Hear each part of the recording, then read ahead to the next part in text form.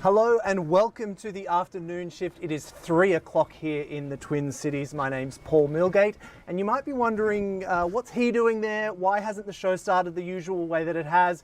Well, our good friend Adam Lorenz is out sick today, so we send him all our best wishes. But I am not here alone. I am here with my trusty companion, the Batman to my Robin, the Lewis to my Clark, the Tina Fey to my Amy Poehler. I am joined by the one and only Grace Henry. Wow, that was See, I said I had a good intro. Warm welcome. That was fantastic. Yeah. Paul, did you know that Tina Fey is going to be hosting the first ever edition of SNL UK? I did. I actually saw the promo for it today on the Jason show. Did you see the first look? I did not. Does it look good? It looks pretty funny. So she's there. She's dressed up as Mary Poppins. She makes a joke about how she was hoping that if she hosted the show, she'd get UK citizenship so she could get out of America. You know, all that sort of stuff. Yeah. You know what? Interestingly, though, I didn't recognise one of the faces of the UK cast. Are you familiar with anyone that's going to be joining the cast of SNL UK? I didn't look. I saw that their musical guest is Wet Leg, and I've listened to that group before. Wet Leg. Oh my! Does it make me really old and uncool that I have no idea? No, who they're Wet Leg actually they're not super popular. I actually don't even know where I first was introduced to them, but no, the only name that was recognizable to me that I looked at was Tina Fey. But who's in the cast? I mean, I actually don't know who the cast are. I can bring it up later, but like I said, it was a bunch of seemingly unknowns, which if you actually go back to the very beginnings of Saturday Night Live, there weren't there are people that are now well known, but that was kind of like a scragamuffin group of people who were kind of putting this show on. Yeah. And then it launched their careers and then has gone on to be a massive career maker ever since. So that's the charm of it. That's the charm of it. And then, I mean, a lot of the cast, even today on Saturday Night Live, the US version,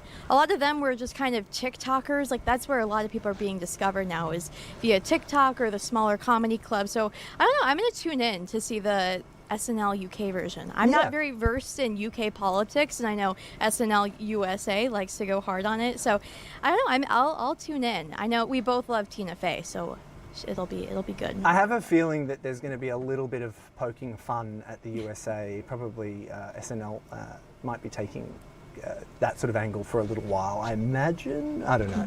Especially with Tina Fey there, you know. But they're in good hands to have Tina Fey, because obviously she's speculated as being one of the potential successor of Lorne Michaels' role as the executive producer of Saturday Night Live. So she gets this under her boot. She goes and helps get the UK version off the ground, and then maybe she'll come back and take the reins over of SNL original. I think she would do a great job. I mean, that has to be a really difficult position to be in, especially knowing it's only been ever done by one man before. And I know people are questioning what does Saturday Night Live look like in the coming years, because, with everything, ratings ebb and they flow. And it's a really expensive show to make. Like, I was looking at it the other day. Let me just see if I can bring it up here. That sort of live component, lots of technical crew, lots of creative crew, the billing, like the names that you have on the show, they are not doing it for cheap. But cost per episode. Stand by, everyone, while I do a little bit of searching. It costs approximately $4 million to produce one episode, totaling over $100 million per season. Now, who knows if this is actually factually correct? I'm not entirely sure. Yeah.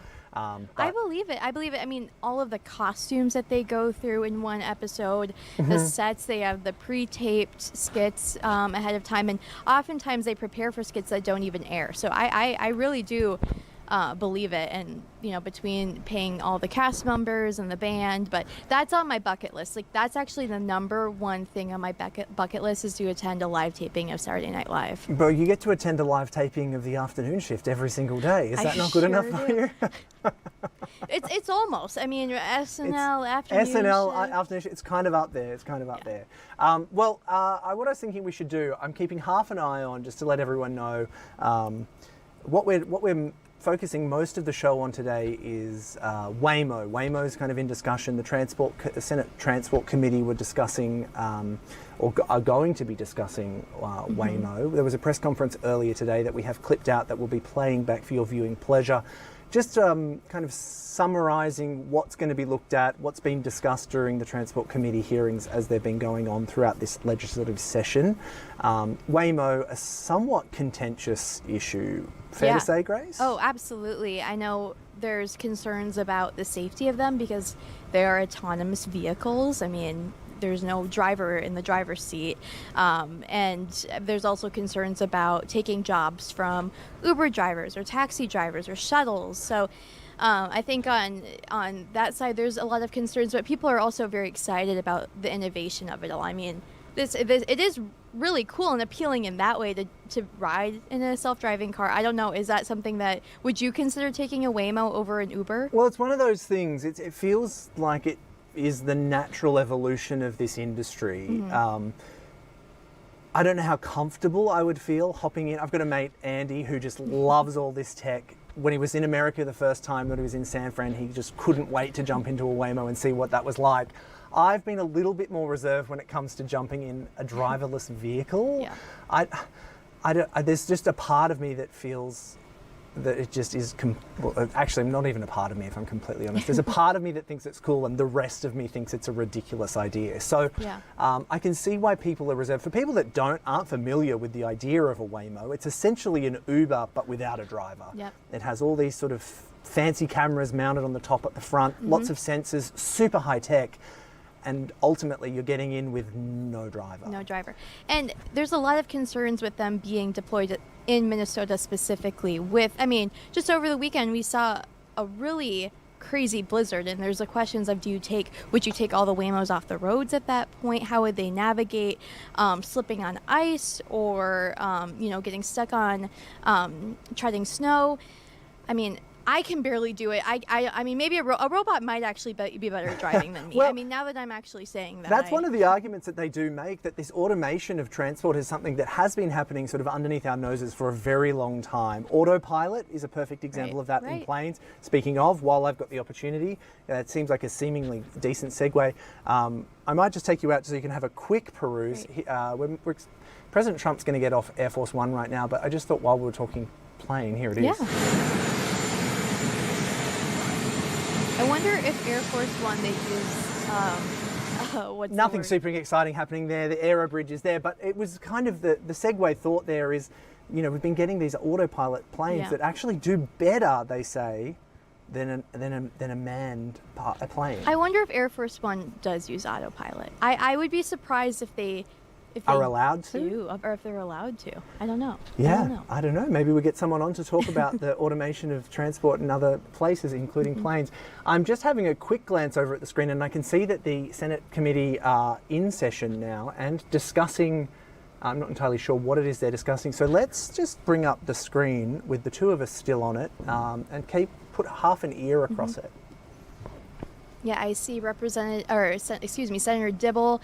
He is the chair of the Transportation Committee in the Senate. And then we'll hear Senator make. So it sounds like what he's doing right now is he's just setting up what we're expecting to hear across that. I know, Grace, you might have that up in front of you as well, just to kind of run through some of the key things that we might be hearing about. Putting me on the spot. I'm putting you on the spot. I'm sorry, Grace. You've been my go-to person about the Senate agendas all day. So. Yeah, I mean, for this entire committee hearing, all of the 4 bills that they are going to be hearing pertain regarding Waymos. So authorization, first of all, but then also regulations alongside it. I know that there is another senator that's bringing forth concerns about, like we were saying, the taking jobs away from human beings and making sure that Uber drivers and people who offer transportation services would still be able to find jobs. And it is one of those things, like we were saying earlier. I mean, I jokingly mentioned this earlier. I was like, do you even remember taking your first Uber? For me, it was such a big deal to be transitioning from having to hail a taxi to just being able to jump on your phone and go, boop, please, here it comes. Yeah. You actually, you said something to me that completely amazed me. What was that? Yeah, I remember. It was, growing up, my mom and I went to New York all the time, and we were always taking taxis because that's the only thing that was available. But when I was in 8th grade, in 2016, I believe, that was the first time I took an Uber. I was in Chicago with a group of friends, and we all piled into a van. My mom didn't know how to work the app, so another mom, got the Uber. And yeah, I mean, I don't remember it being anything crazy. I remember they were playing really loud rap music in the car at the time. But even now, when my mom and I go to New York, she will not take an Uber because she wants to make sure that the New York City taxi company will exist forever and ever and ever. So she is very adamant that when we arrive to LaGuardia Airport, we are not hopping in an Uber. We are going through the line and getting in a yellow taxi. The thing that really got me though was what you said. You have never... Oh, I've never hailed a cab myself alone. My mom has. She's great at it. Oh, it never fails. But I have never, ever, ever hailed a taxi. So viewers, if you're tuning in and that makes you feel as old as it makes me feel, then you're welcome. Welcome to the afternoon shift. We're going to just take a listen now to the Senate Transportation Committee as they discuss Waymo and all of the regulations that would need to be put in place before we actually start to see these vehicles on the roads, and especially before they have passengers in them. So let's just take a listen. Community scale, and even at an individual scale, the experience has not been uniformly positive. In many cases, serious concerns have been raised around safety, governance, and the public's good. We have seen reports of vehicles behaving unpredictably and erratically, stopping in traffic, blocking emergency responders, entering restricted areas, entering active crime scenes, failing in complex or degraded conditions. We have seen system outages that strand vehicles in the roadway. Importantly, we have seen cities struggle to manage these systems when something goes wrong. Beyond those operational concerns, there are broader structural issues. Evidence suggests these fleets can increase congestion, not reduce it, due to empty vehicle movements and induced demand. They may draw riders away from transit, weakening systems that are essential for equitable mobility. They can compete for scarce curb space, undermining walkability, bike infrastructure in the public realm. And when failures occur, they can impose real costs on public agencies, police, fire, traffic management, without compensation to our public entities. Perhaps most concerning, we have seen companies use their size, scale, and corporate power to run roughshod over local authority, limiting the ability of cities to manage their own streets, their own right-of-way, and public infrastructure in the public's interest. Our streets are public spaces. They are where people live, walk, work, and move. This bill does not reject innovation, but it does insist that innovation must be accountable to the public, governed in the public interest, and aligned with our transportation goals. So, as a broad overview, the bill establishes a comprehensive statewide framework for autonomous vehicle deployment that requires demonstrated safety and readiness, especially for Minnesota conditions, establishes clear accountability and liability, ensures transparency and public reporting, protects local authority and public infrastructure, requires alignment with equity, accessibility, and transit goals, ensures that private operators bear the costs they impose on the public. So, Madam Chair, I'll do a quick, hopefully quickish walkthrough of the 17 or so sections that we have. I'll try to go as quickly as possible. I do want to be complete and thorough for those who are listening and being acquainted with the outlines of this bill for the first time. So we'll start with sections 1 through 13 that establish some of the legal and operational framework that govern how autonomous vehicles are going to be understood in Minnesota law. And so it has a lot of the definitional elements. I'm not necessarily taking it in order and jumping around a little bit, so it's not a straight read-through. Some of it is clumped by category. First, it seeks to define the core technology for what is an authorized operator, what is the automated driving system, the hardware and software that performs the driving task. It identifies an autonomous vehicle as a level 4 or level 5 vehicle, meaning those capable of operating without human control. And it defines the operational design domain, the ODD, the specific conditions in which the system is designed to operate, weather, geography, time of day, et cetera. It seeks to define the driving task, carefully defines what is dynamic driving task, steering, braking, monitoring the environment, responding to hazards, what happens when the system fails, called the fallback requirement, and the requirement to achieve a minimal risk condition, known as pulling over to the curb, stopping operations, et cetera. This is a core safety concept. It must fail safely, not freeze in traffic, not behave unpredictably. It must bring the vehicle to a safe state. It establishes the human versus the system roles, distinguishing between a human driver, an authorized operator, the company responsible for the vehicle, the automated system itself, defines a request to intervene when a human must take over, and what is teleoperation, the remote control of a vehicle. It's very important that the law identify who is actually driving, which is important throughout the balance of the bill. It speaks to a first responder interaction, defines a first responder interaction plan, which again becomes very crucial in a later part of the bill. This is in response to real-world situations where emergency responders have not been able to easily interact with or disable a driverless vehicle.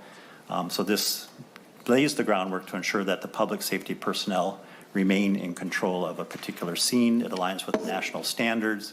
It incorporates the Society of Automotive Engineers standard, the nationally recognized framework for levels of vehicle automation. So I won't sum up what those sections taken together do because I think you get the gist. I'll move on to section 14, where we get into the crux and the meat of the bill itself. Section 14, I'll refer everyone to, starts on page 4. The first section is about autonomous vehicle operating requirements to require vehicles to achieve minimal risk condition in the event of failure, mandates full compliance with traffic laws, places responsibility on the authorized operator for system integrity. We're seeking to ensure that autonomous vehicles behave at least as safely as human drivers and fail safely when they cannot operate. Section 15 is the permit system. It's on page 5 for autonomous vehicles. So this is the regulatory framework.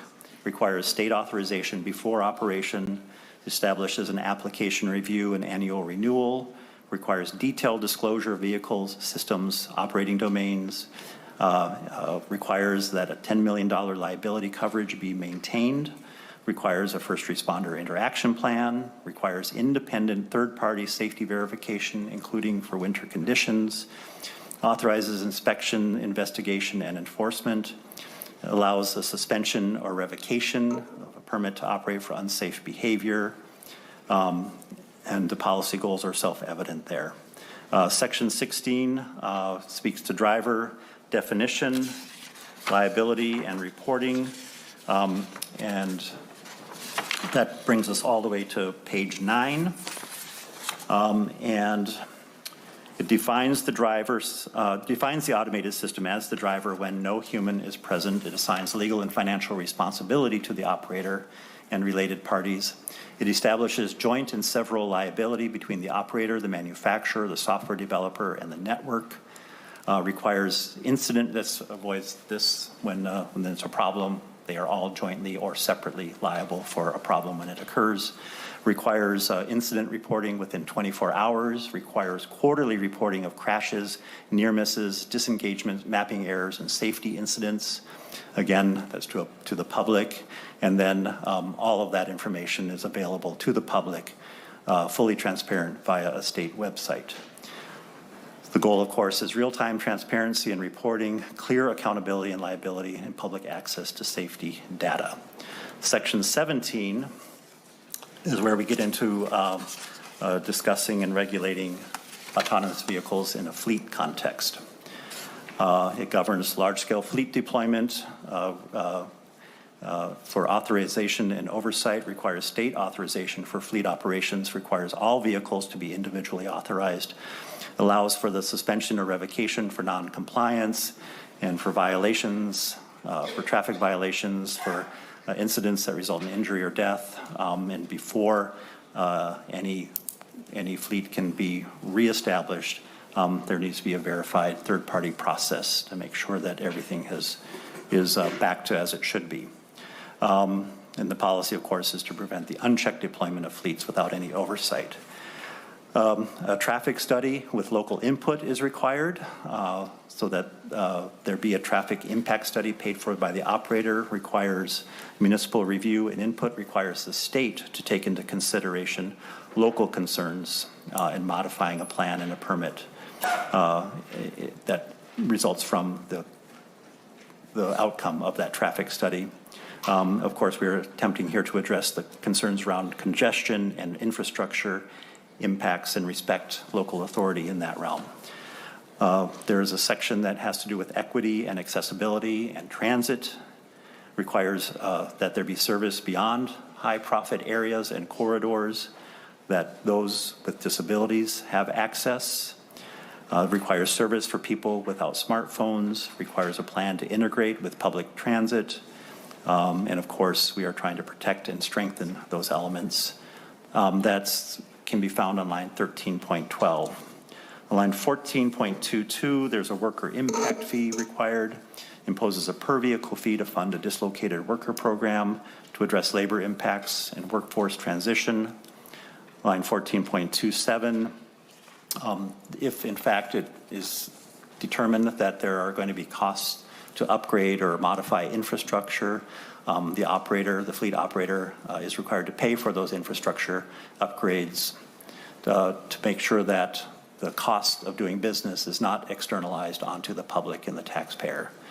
Line 15.6 are some substantial data privacy protections that apply to the Minnesota data privacy law.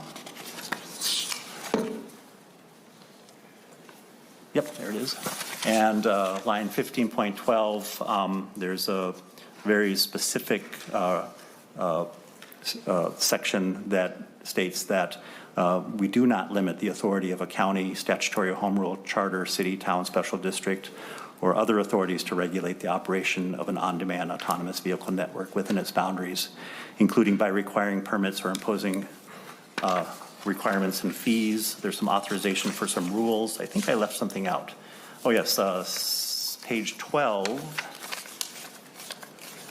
sets up some of the elements around operating requirements, and you can see that in subdivision 3. There's some discussion about allowing them to pick up or drop off a passenger in a spot that may not be actually available for parking per se. Make sure that every rider receives a receipt, and that the origin and destination of the ride, the total time and distance of the ride, and the total fare paid be fully disclosed.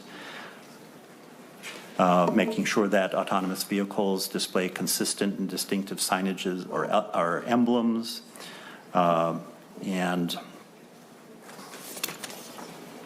that they be maintained in good working condition, and they not be available to folks who are hailing from the curb. So, Madam Chair, that is my bill, and my, of course, goal is getting ahead of a technology that is arriving in a number of communities around the country. We can either allow it to be deployed on terms dictated by private companies, or we can set the terms ourselves, grounded in safety, equity, transparency, and the public good. And I think that is our job and our role. I look forward to the hearing. I'm sure we are going to learn a lot. As thorough and comprehensive as this bill is, if I say so myself, I'm sure there's a lot that it doesn't actually touch on, and I'm looking forward to learning more today. Thank you, Senator Dibble. Is it your intent that we save all questions for the end, or are you okay with a few questions now? I'm okay if there's some quick clarifying question. I don't want to get into a thorough, because we're going to have a thorough discussion of each of our bills. I have a quick question. All right. So as I was reading through your bill, I noted the part about suspension of license, and I think I have this right, but correct me, please. The violations apply to the company as a whole, correct? So each violation, regardless of how many different operators or vehicles, I guess, it happens in, those count 111, and any number will count in the aggregate towards suspension of the license?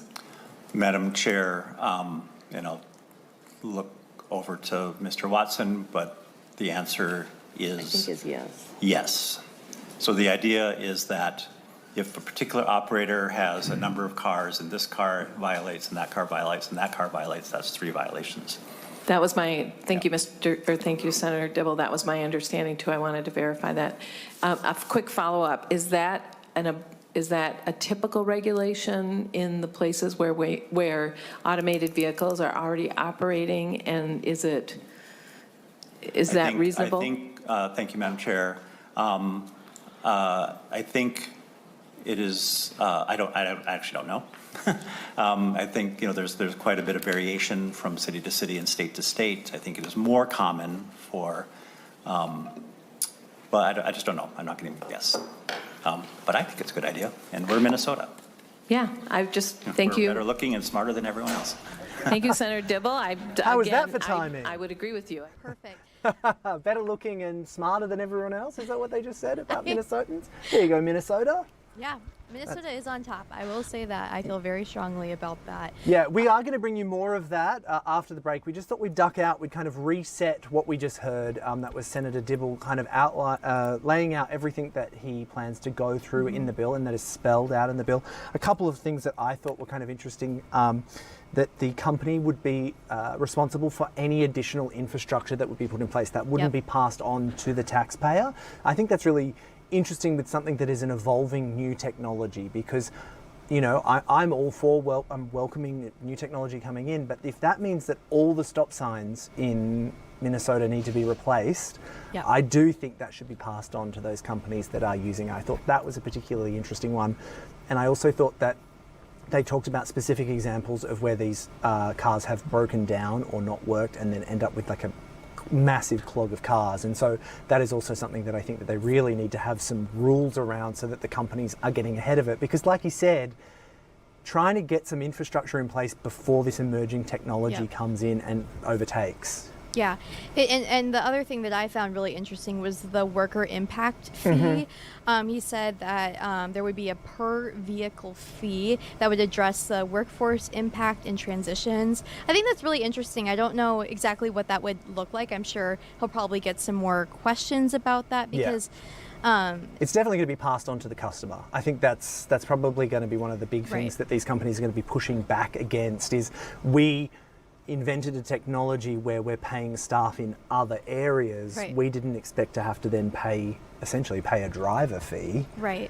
And it's the question of if the novelty of the Waymos or other autonomous vehicle really it makes it worth paying a little bit more. And will that novelty wear off at some point where people are just going to start looking for the cheapest option? I mean, we don't know that, but in my head, that's a question that I have, because if it costs more, I would maybe, schedule one Waymo, and then if it's higher, I only need to ride an autonomous vehicle for the novelty of it once. Exactly. I can't imagine a world in which I would book a Waymo when it's more expensive than an Uber or a taxi. But that driver fee will make your mum happy. Something else that I believe is going to make your mum happy is a correction you're about to make on air. Yeah. My mom texted me, my little sisters texted me and said that my mom wants to set the record straight. Back in 2016, she did not know how to use the Uber app, which I think a lot of people did not. But now she does, and now she can schedule Ubers or Lyfts, whatever she would like, and knows how to work the app. So I had to set that record straight. Well done, well done. And a big of you to swallow that and admit it on air. I appreciate it. Another thing that I just sort of Googled while we were on that committee hearing, and like I said, we will bring it back to that floor once we get going, and I can see that it's kind of happening again. I'm going to take a short break, but something I thought was interesting is what sets this technology apart. Are you familiar with the term LiDAR, Grace? Have you heard of LiDAR? I've never heard of that. So you've heard of cameras, obviously. You've heard of radar. Yeah. LiDAR is a light detection and ranging technology, and that gets paired in these autonomous vehicles, because another thing that we should say is we've been using the word Waymo. That is one brand or one company that operates these sorts of vehicles. I think they are the only ones licensed that would be licensed to operate in Minnesota, I think. I believe so. That's what we've been hearing. That's kind of been the buzzword, is Waymo. And these Waymos do exist in other cities. We've seen them in San Francisco, we've seen them in Atlanta. I'm not entirely sure where else they are, but I know that those two cities do have them. But they use this combination of cameras sort of filming everything that they can see, radar, and then this LiDAR. It's essentially like an echolocation but using light. So it sends out this pulsing light, and it depends how long for it to get back, that the car then creates this 3D imagery of what's happening around them. And so it can tell what the surfaces are made of. So a soft bounce back will tell it that the light radar has sort of hit a bush or a plant or something that's kind of, but then like a hard surface will bounce back really hard and very fast. So yeah, it's kind of interesting, this emerging technology that we've got at our fingertips and what it's going to do to change everything. Yeah, so many elements, and I'd be curious to know what is the cost per vehicle to make an autonomous vehicle, because, and I mean, these people are so smart. I mean, I can't, I mean, when are we going to have flying cars? That's the real question. And when are they going to be automated? Exactly. Yeah, and then we'll be living in the Jetsons. Now tell me you know what I mean by that.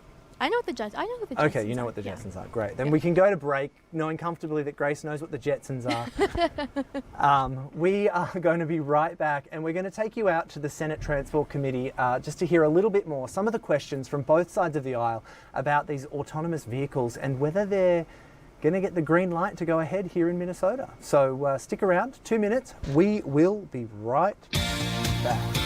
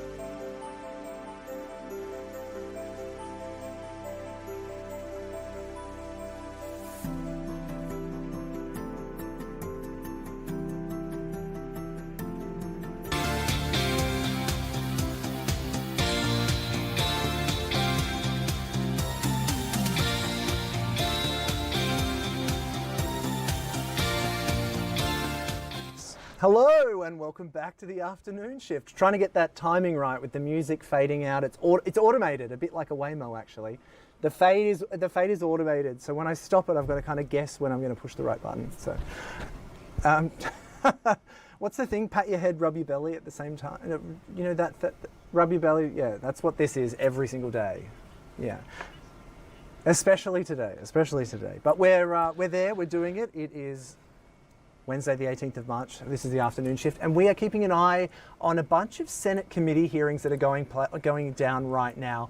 One of which is the Transportation Committee, who are looking after some discussions around autonomous vehicles and whether they should be allowed to operate here in Minnesota. I think a few months ago, we actually did have one of the chief engineers of Waymo on the show to discuss what those trials would look like, and the reason that they had chosen Minnesota and the Twin Cities, Minneapolis specifically, I think it was, as a particular trialing ground, was because of the snow. It was an issue you raised in that last segment about what the place looks different every single season here in Minnesota. So how do these cars work that out? That's right, yeah. So if the Waymos can work it out here, they'll be able to work it out anywhere. So we are keeping half an ear, half an eye on that Senate committee hearing. The other one that piqued our interest is one that's been on our radar, or LIDAR, for a little while, is the Department of Human Services. No, not department. The committee. There we go. I've got it here.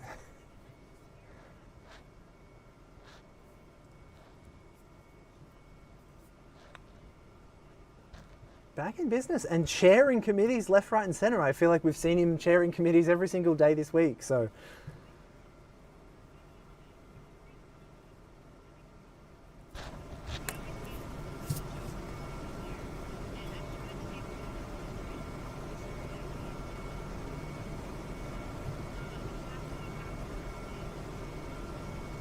happy hour for seniors in nursing homes, letting them have it without a liquor licence.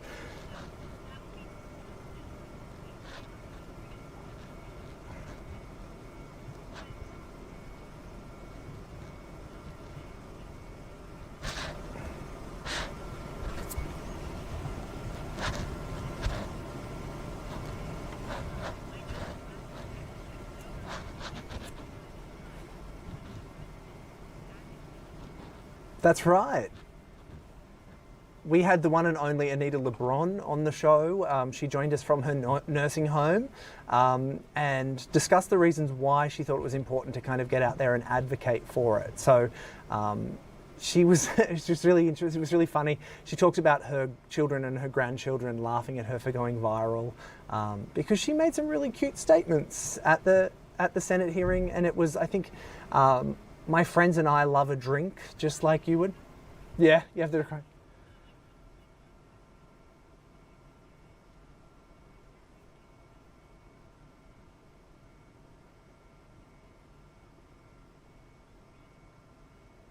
Yeah, and Dawn Mitchell, I thought, summed it up pretty well when we had her on not long after that.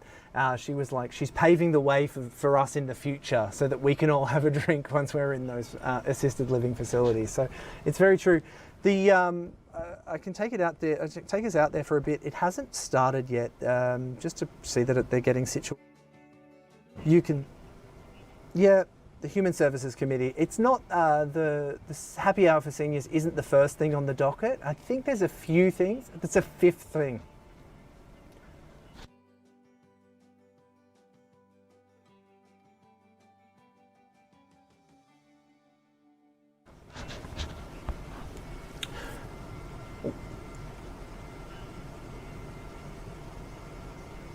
So to give context, we've taken a Senate committee hearing where there's only been two things, I think, on the docket, and it took the entire 2 hours. And they are now starting 40 minutes late on this, if they even get started in the next minute and a half. So to get through 5 items is going to be hard work there for John Hoffman, who does seem to love a chat and love a bit of a joke with his, even those across the aisle. It seems to be a lot of fun happening in those Senate committee hearings. Duckworth.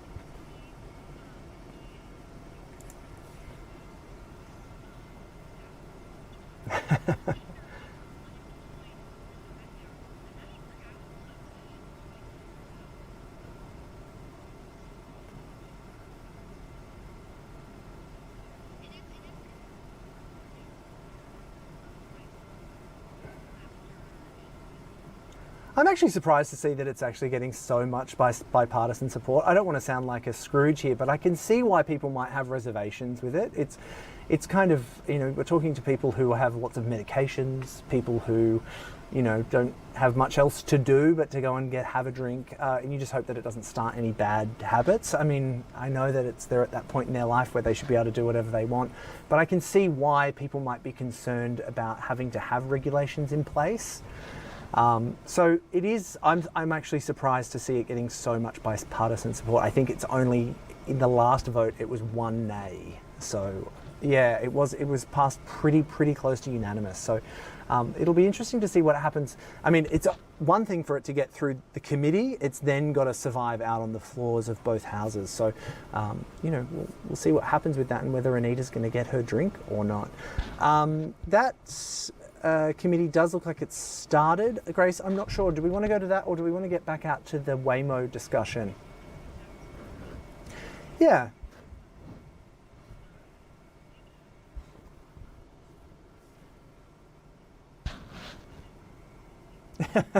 Of his bill. Yeah. Yeah. I think that's a great call. Here we've got someone testifying right now. It's the factor. Anyone who has driven a truck through a Minnesota winter knows the road conditions can change in seconds, and those decisions require human judgment behind the wheel. A professional driver can also feel when the load begins to shift. It doesn't matter what the cargo is, dry goods, liquids, construction materials, like large boulders, blacktop, sand and gravel, or ready-mixed concrete. All these materials behave differently in a truck. Many drivers change what they haul from day to day, sometimes from hour to hour. Experienced drivers learn how this load feels and responds accordingly. Finally, Mr. Chair, we must consider the broader economic impact. This rapid push towards automation risks hollowing out the middle class. Tens of thousands of Minnesotans make their living operating a commercial vehicle, and these are good-paying blue-collar jobs that support families without requiring a college degree. We do need to put reasonable safeguards in place for our safety on the roads and prevent a total takeover of these jobs by artificial intelligence and automation. Thank you for your time today. The Teamsters Union encourage you to pass this bill.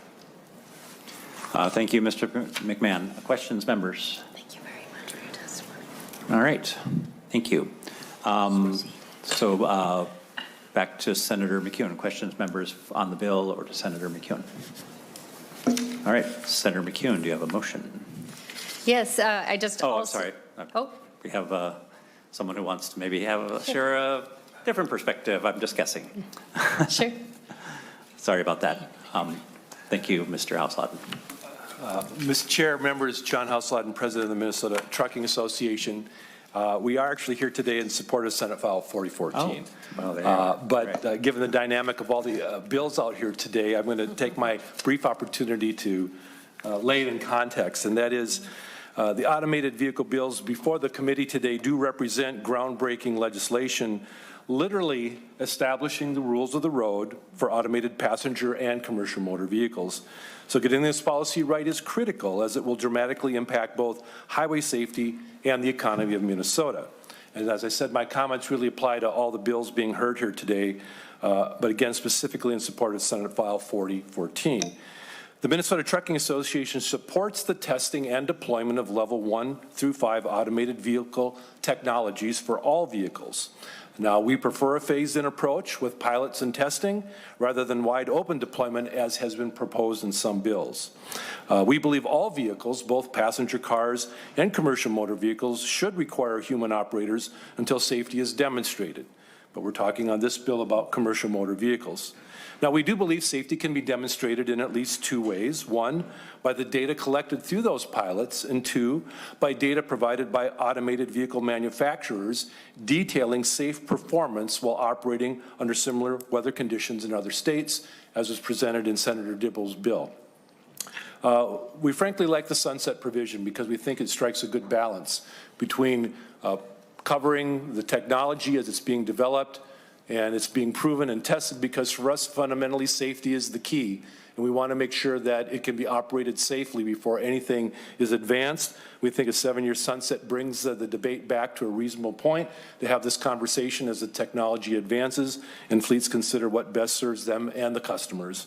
So we support adoption that is optional rather than mandated. And again, safety is the performance filter through which all technology should be judged and approved. And as industry that crosses state boundaries, we believe Minnesota policy should be consistent with national standards and policies. Last, most challenging for our industry is how do you handle when bad things happen, crashes happen, and who has liability? Truck insurance costs have skyrocketed in recent years due to frivolous lawsuits and nuclear jury verdicts.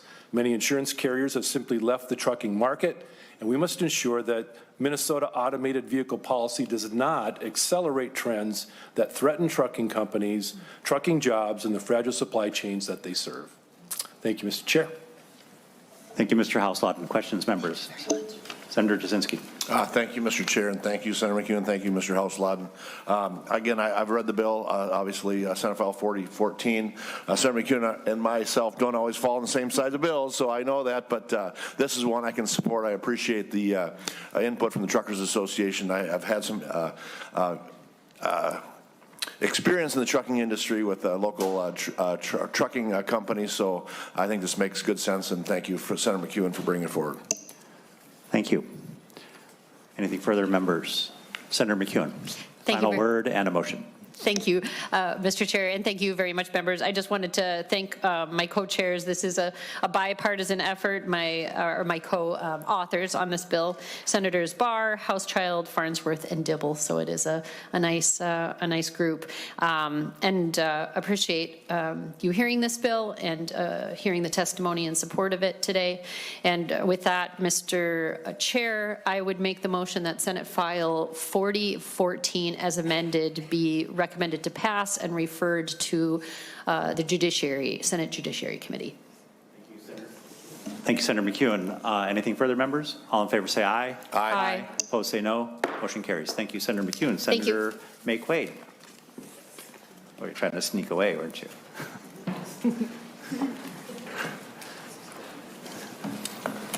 I know we have to get you back to Ag Committee. Yeah, Mr. Chair, I was following directions. All right. All right, so we can go fast if you like.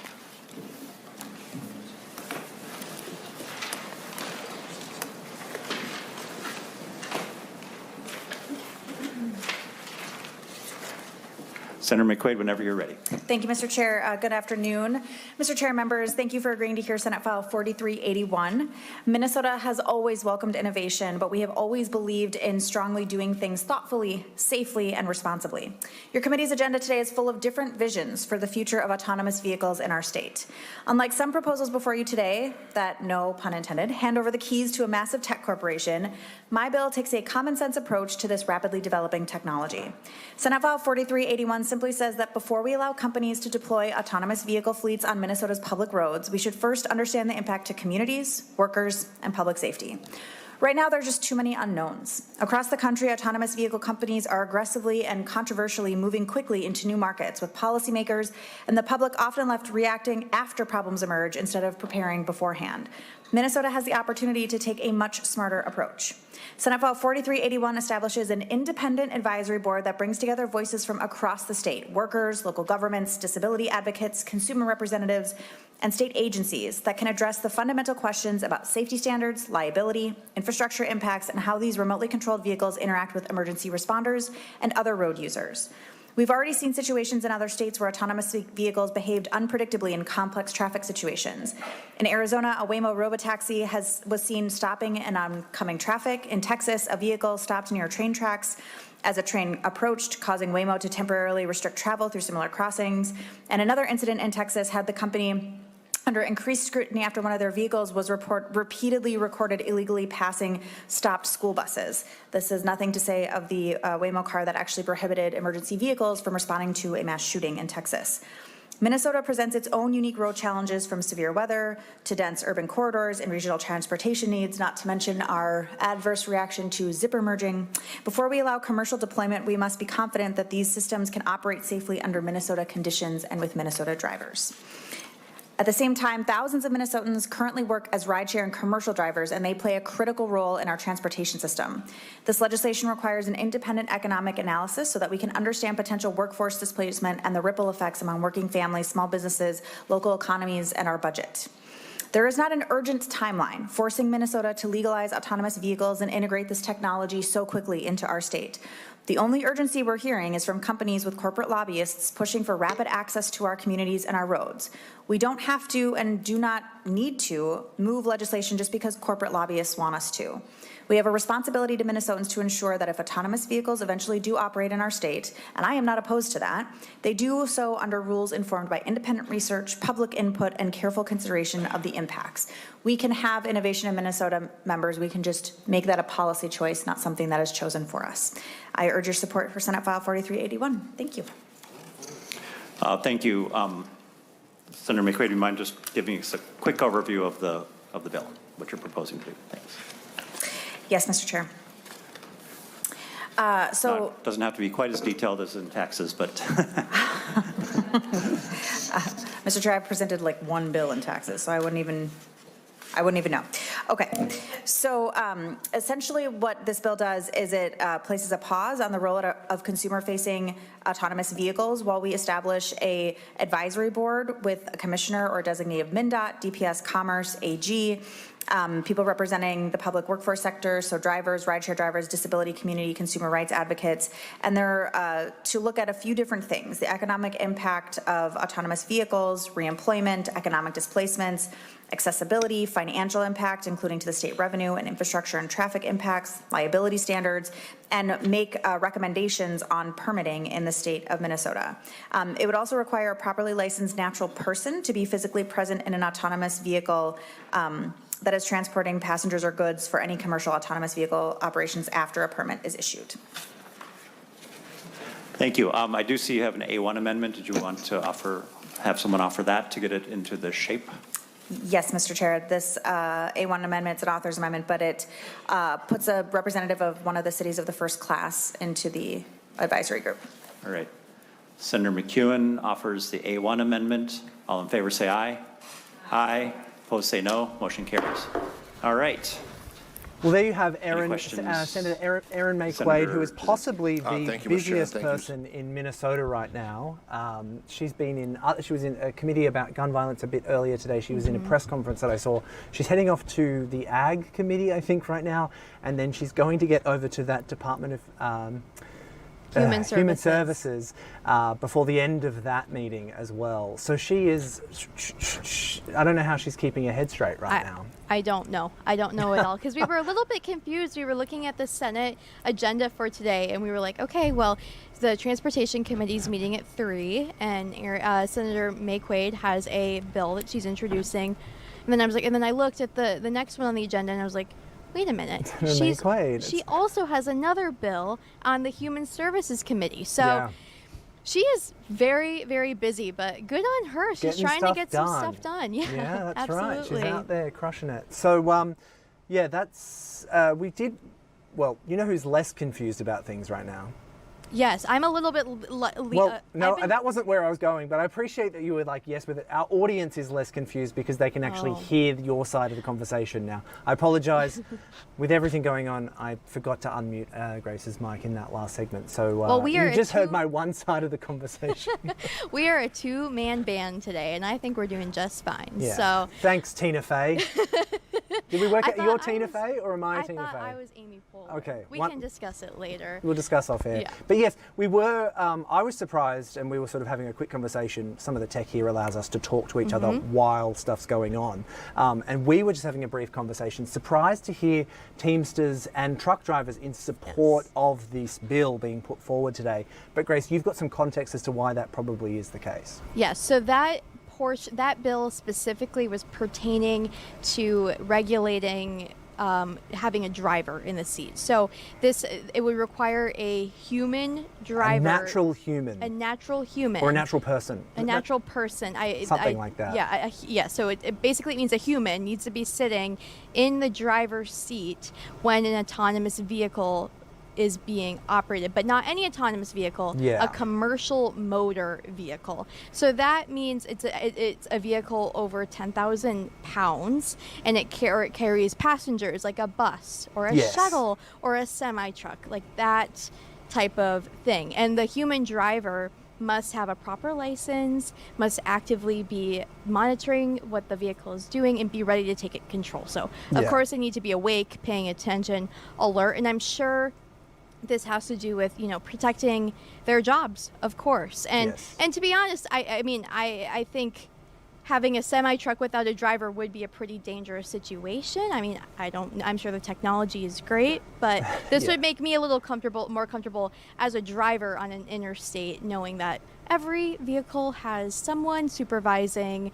the roads and the wheel and everything. So if I'm completely honest, I'd probably rather that with all vehicles. I'm actually surprised to hear that the Teamsters and that the truck drivers are even open to any autonomous version of vehicles that are kind of coming into their space. And again, kind of that conversation we said earlier, which is about getting ahead of this emerging technology, putting these rules in place now so that they'll be there when this technology for an automated semi, I mean, that's a terrifying thought, don't you think? Or a shuttle with multiple passengers, and vehicles transporting hazardous materials would also fall within the commercial vehicle realm. So yeah, I mean, it makes sense. I think it's an interesting conversation to be held, and it shows the need for these legislators to be really thinking beyond what's being presented right in front of them, which is, Ubers and Lyft replacements, to being, okay, everything from, semi-trucks to shuttles to any other type of vehicle. I don't care how good your LiDAR is, which is the light detection and ranging technology. I think you need a person to be able to put their foot on the brake. That's what I think. I agree with that, yep. But you know who I don't want to put the brakes on? The wonderful Dawn Mitchell, who's going to be joining us up next. I'm excited to hear what she thinks about Waymos. I reckon we ask her. Start the conversation. I know there's some big sports headlines coming to the forefront today, and to be honest, Paul and I are not very well versed in sports, but I think shock horror. We really don't know what's going on with sports. To give context as well, when we asked Dawn if she'd be willing to come on the show, she was like, "Oh well, I don't know about that story or that story." We're like, "Whatever you tell us, you could tell us anything, and we'll believe it." Yep. Like, we'll believe it. We've got lots of questions, because one of the things that we do need to mention as well, we won't play it now. We'll play it after we've had Dawn on the show. But something that everyone here at Fox is very excited about is a partnership that we have here. Let me see if I can find it while I'm, again, tatting head, rubbing belly. I can fill them. It's with Tom Brady. The one and only. The GOAT. The GOAT. The GOAT. He talks about his involvement with a flag football event that will be on Fox 9 this Saturday, I believe. Yeah. I found it here. Do you want me to read it to you? Yeah, please. I'll put on my best sportscaster voice. How do you sound? Okay. The Fanatics Flag Football Classic is coming to BMO Stadium in Los Angeles Saturday, March 21st. The groundbreaking tournament from Tom Brady and Fanatics Studios brings together the NFL's biggest stars, elite global athletes, and the official US flag football national team to once and for all crown a true world champion in flag football. Get your tickets to see Tom Brady, Jalen Hurts, Jaden Daniels, and more, and go head-to-head with the US men's national team in the best-on-best three-team tournament with appearances by Kevin Hart, Drisky, and more. Wow. Don't miss the biggest action in flag football history this Saturday, March 21st, 1 p.m. Pacific at BMO Stadium in LA, or you can watch at home right here on Fox. On Fox. That was fantastic. Yeah. Maybe you should become a sportscaster. Yeah, maybe. I mean, now I know so much about sports. I don't know, Dawn. I don't even. Do we need Dawn? Let's go get. I think we should get her. I think we should get her. I mean, you did fantastic, but I mean, do you even know who Jaden McDaniels is? Wouldn't know him if I fell over him in the street. Maybe she can tell us who he is, and we can learn a little bit more about flag football. But Tom Brady. I know Tom Brady. I think that's good enough. That'll get us there. Yep. More of the afternoon shift coming on after this break.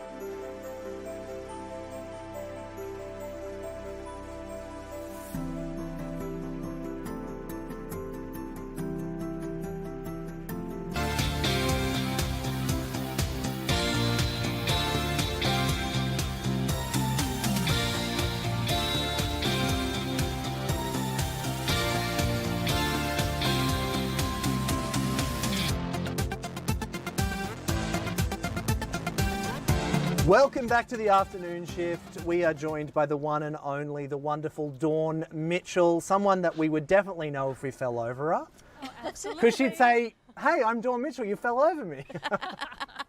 Dawn, you said in the break that you've got an interesting story about that.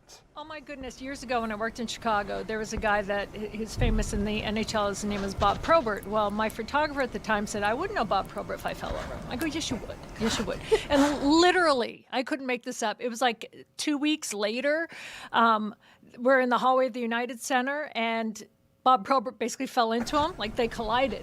And my photographer goes, oh, sorry, man. He goes, yeah, sorry, man. And walked away. And I go, oh, my gosh, it's true. He goes, what? I go, that was Bob Probert. He goes, what? He didn't know him. I go, you wouldn't know him if he fell over him. I seriously, I'm like, come on. How do you not know him? But he was honest to God, he didn't know him. There's many people in the sports realm that if I ran smack dab into them, I would have no idea. I mean, I'd probably think, wow, that was a really tall man, but that's the extent of what I would think. I think I can guess who you would be most excited to meet in the world of sports, Grace. Me? Yeah. I think, who? Travis No. Kelce. No. I mean, maybe. I mean, I think Oh, I would be. I genuinely thought that would have been a hands down foregone Tom Brady. conclusion. No, not Tom Brady. It would be Anthony Edwards. Really? Well, you've got more chance of running into him than the other two. I know. I actually did run into him once at the Target Center box office. I was buying concert tickets, and he walked right by me, and I was like, wait a minute, was that Anthony Edwards? And then I heard someone yell his name, and I was like, okay. I didn't run into him. I thought you were saying that he was in line to get tickets to go and see the team. No. Which he might be soon, right, Dawn? He might be sitting on the sidelines and need his own ticket. That's right. Saying, hey, don't you know who I am?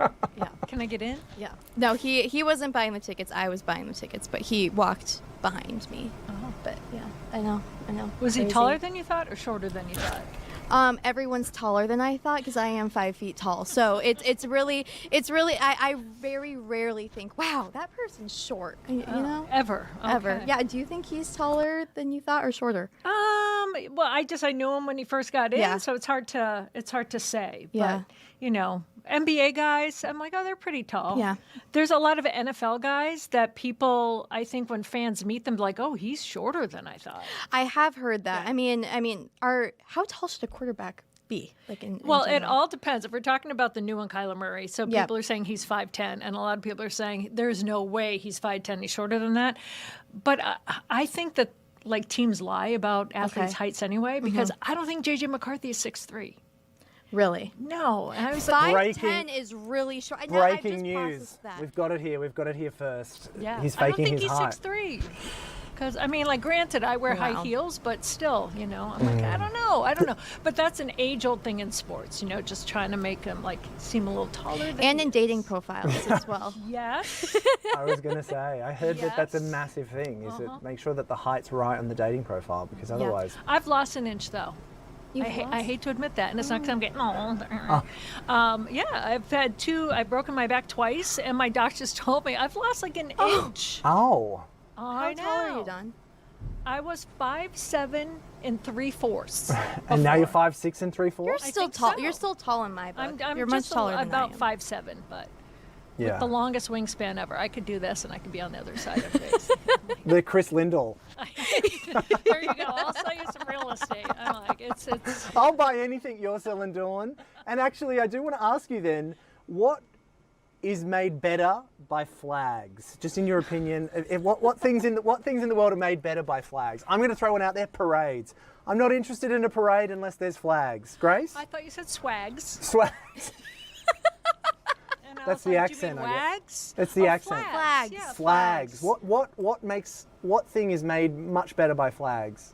I love houses with patios that have the big flags and ferns. Like I grew up in Nashville, Tennessee, and a lot of porches had American flags or the Tennessee flag, and I always really liked that. I thought they were the perfect accessory on a home. So I'll say like a front porch. And I'll go that, and I'll say when you're on a lake, when like at their docks, when they all have the flags, Yes. and you're going around on a boat, I Yep. think that's pretty cool. One place a flag does not be better, can you guess? In my world, I'm going to guess football. yes. Yeah. You're anti-flag football.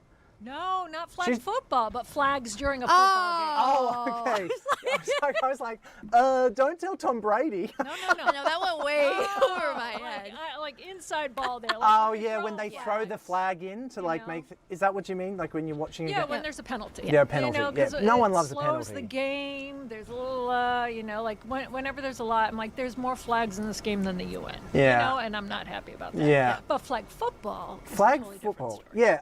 Can you please, again, this is the other thing that we said, when we do this segment, we should probably just put a super at the bottom.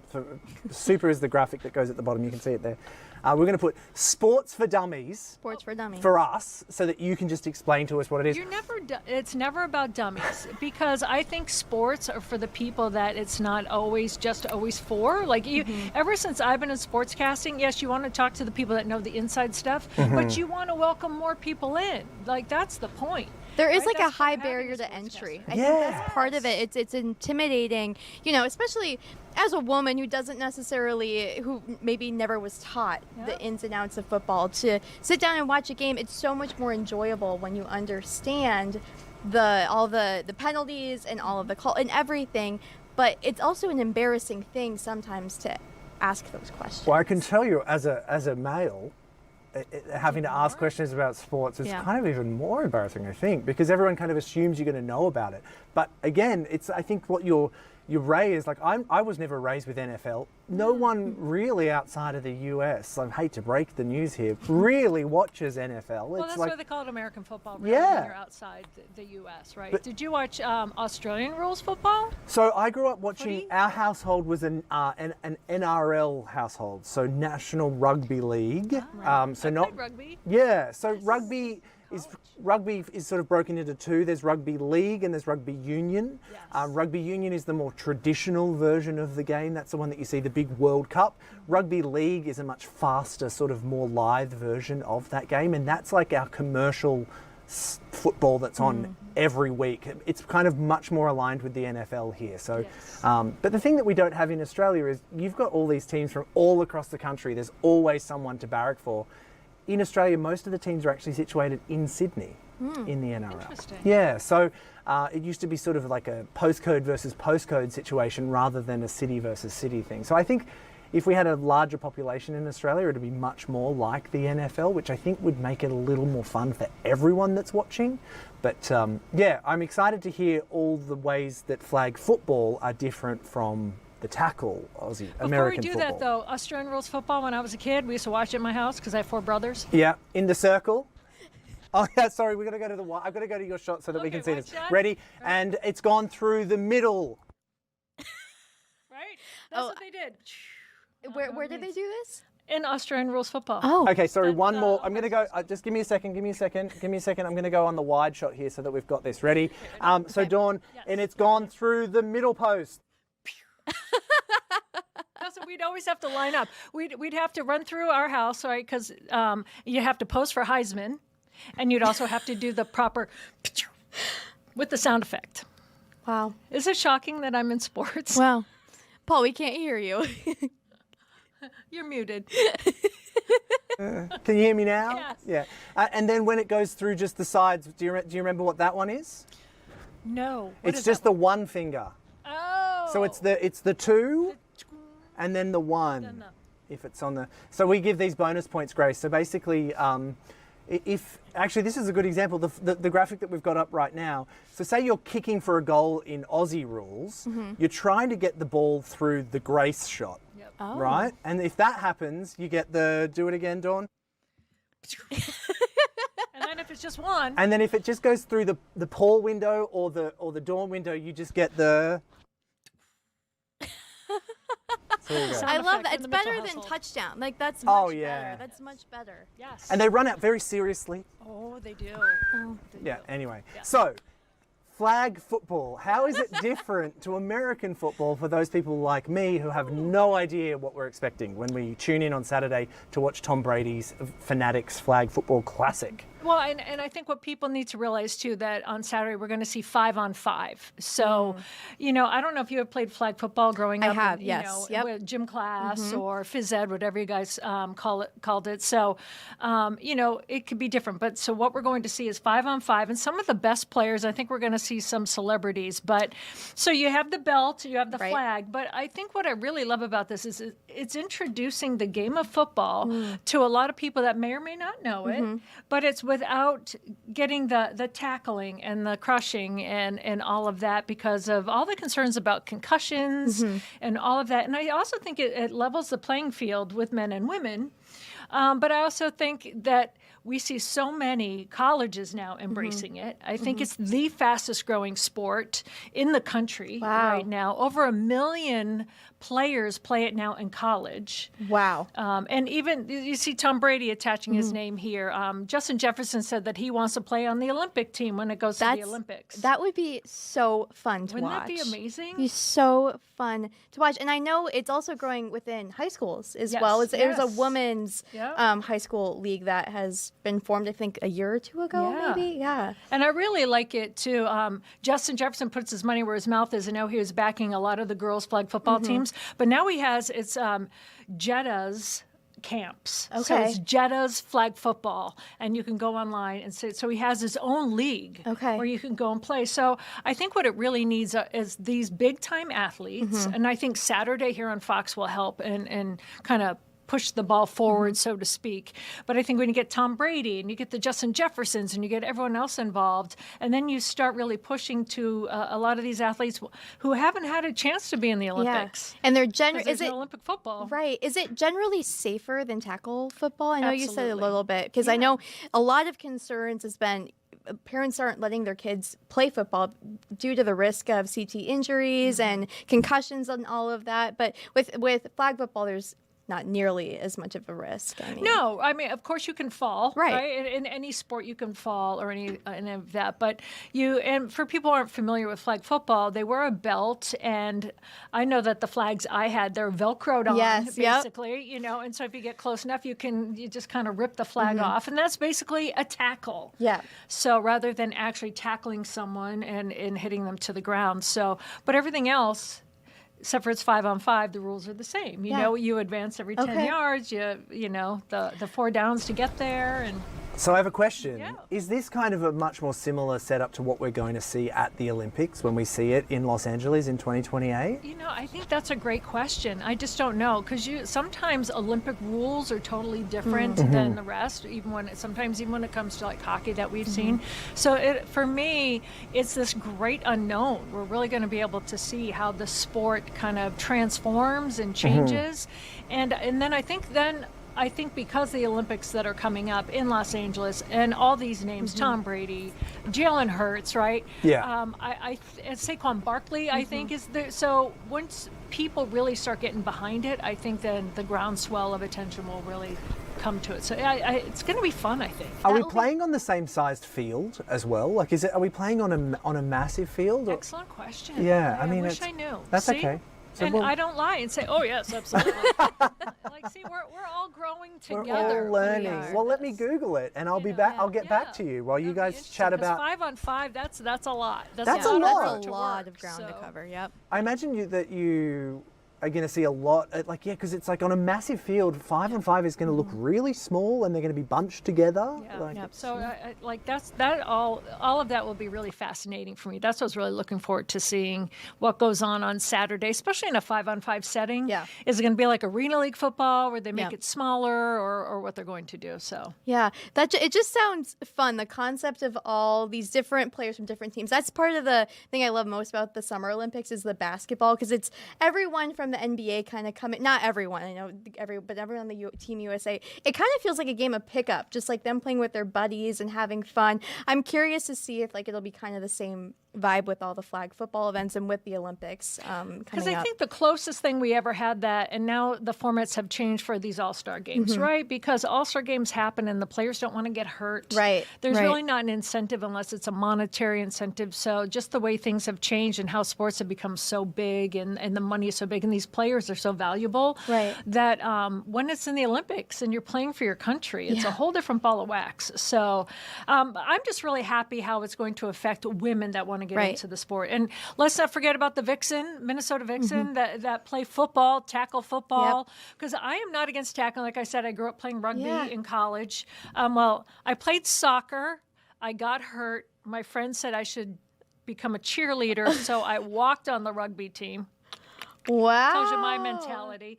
I was not against cheerleading, but I just had never been a cheerleader. You got injured and then decided to play rugby where you could get a lot more hurt. Yeah, I was in the hospital 5 times in 3 seasons. Dawn, that's crazy. Is that how you lost the inch off your back?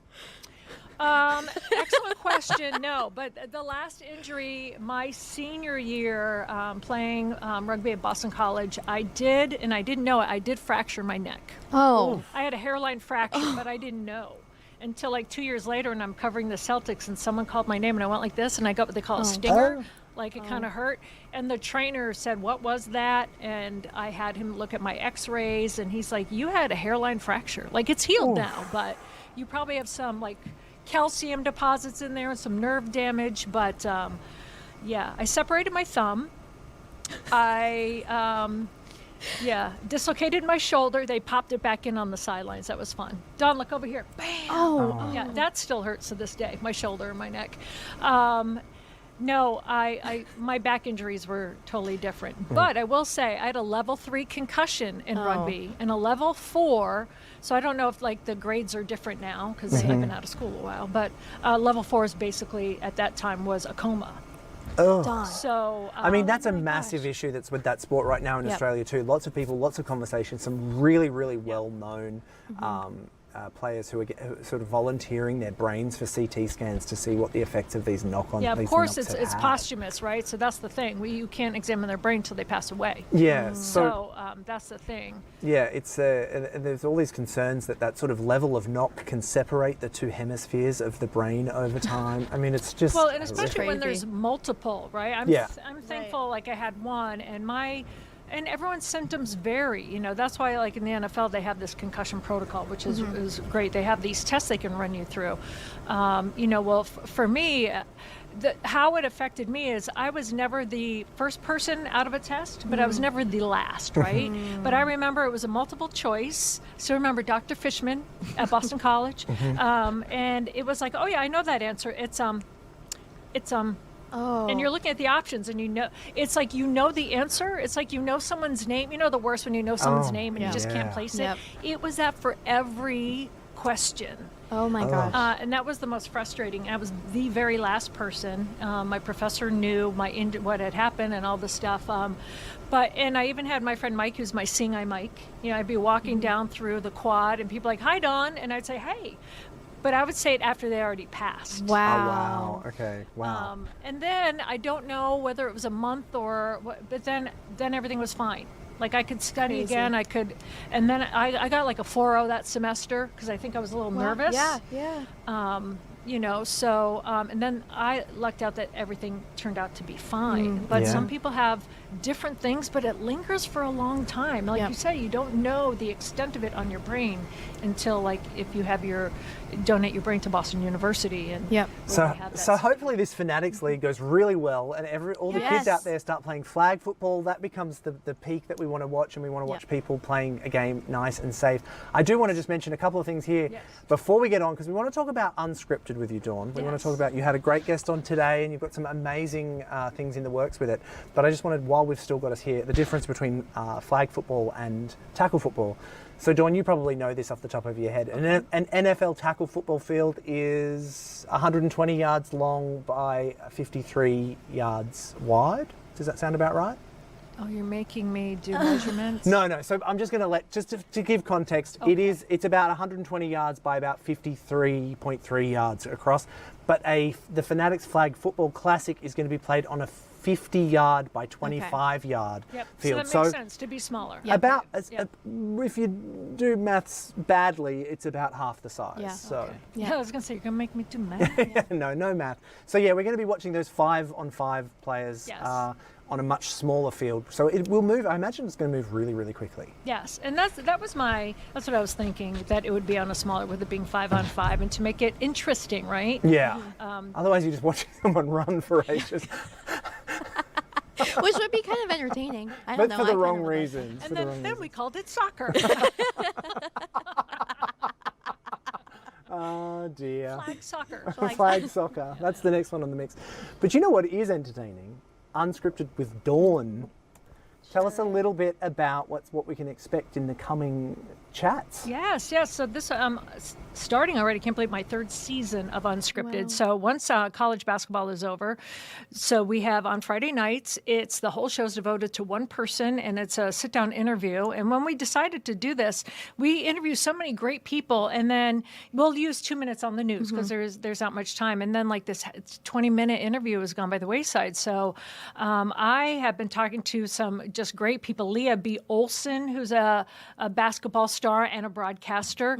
We have Bryn Rux, and talk about an amazing athlete. She's 13 years old, and she wants to go to the Olympics. She is a snowboarder who had severe scoliosis, so much so that the x-ray on her back went down and a C and down again. Oh my gosh. And she had surgery at Gillette Children's Hospital, and she's already back snowboarding, has her eyes set on the Olympics, and is doing backflips already. So she was an amazing guest to talk to. That's amazing. And today we talked to Ruth Sin. She is St. Thomas women's basketball head coach who just retired after 21 years. Whoa, 21 years. 21 years behind the bench. And also she played at St. Thomas. So I think 25 years. She's given her heart and soul to St. Thomas. And she's inspired so many young women and young men that now men are like, well, why can't a woman be, in D1, be a head coach? That's amazing. We had a great conversation with her. So these will all start coming up in April. I think what I love about it is that you get to see all these people that you wouldn't normally know, and then you get to hear them and see that they're really a three-dimensional person. Yes. There's a lot going on with them. There's more than just this, like you said, the 2-minute little, or the 30-second sot that you hear on the news about the game. It's like these people are really complex with these interesting lives. It's such a great idea. And we have comfy chairs. Like Ruth sat down. She's like, "Ooh, this is. I want you to be comfortable. I want this just to be a conversation." And I don't have anything scripted, and I don't want the interview or the interviewee to feel like, okay, I have to say this right. I just want it to be a fun conversation, because so many times when I am out and I meet fans, they want to know what someone's really like. What is someone really like? And I think in this, and the whole interview, so it's 15 minutes on Friday, but the whole half-hour interview lives on Fox Local. Yeah. And we like it raw, just kind of like here, raw in a conversation, and it lives there. And so I think people can really glean what someone is really like. What are you saying about that? You're saying this is raw. This is completely scripted. Real. Every single line, every line is in the teleprompter. We're all reading it. I am reading the teleprompter. What I want to know is, Dawn, is there someone that is on the top of the list that you want to book? Who is the person that you want to get on Unscripted more than any? And it can't be us. You can't say us. I have so many people I would love to get Unscripted. Well, it would be great to get Tom Brady on Unscripted, right? But I would like to get Anthony Edwards. We might have to beep out a few things, because I want him to be who he is. He never disappoints. There's just so many people, because I just don't want it to be the athletes that everyone knows of, and that was my key thing. I want it to be high schoolers. I want it to be pro athletes. I want it to be athletes that are already retired that people just love. So, if you're listening and you have someone like, oh my gosh, Tony Oliva, or there's this person that, Brooks Bollinger, or someone that used to play on a team that you really want me to, I can either get them on Zoom or get them in studio. So. And how can people reach out to you if they've got a recommendation? If they got a recommendation, you can just send me an email, dawn.mitchell@fox.com, and I will get after it. I will book it, and I will try to get that person and have a conversation. And if there's that one question that you've always want to ask, I'm not afraid to ask anything. And you're so good at making everyone comfortable and just so conversational. Nice. I couldn't imagine anyone else would want to interview me more than you. So, yeah. Bye, Paul. Yeah. Okay. Well, I'll My just. bestie.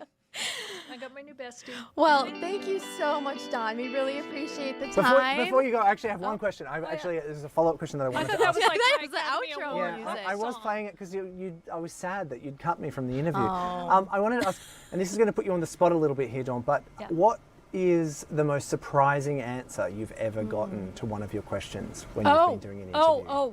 This is the best. And I was like just starting off in the business. I wasn't even on TV. I was like working at the Celtics. You were just Radio asking Network. people at the cafeteria. You Oh, were just- no. It was, so this is going to age me a little bit, but I was still in, like intern days and stuff. And I hated when they asked the girl or the woman to ask the fluff. yeah. But sometimes you have to. So Right. it was like, okay, so you're going to cover, and this was back when Robert Parrish, Larry Bird, and Kevin McHale were the big three for the Celtics, right? So like we're going back ways when I wasn't even, getting my first job in TV yet. I was still in college, that kind of thing. And I had like my Sid Hartman radio, microphone. People at home know I'm talking about.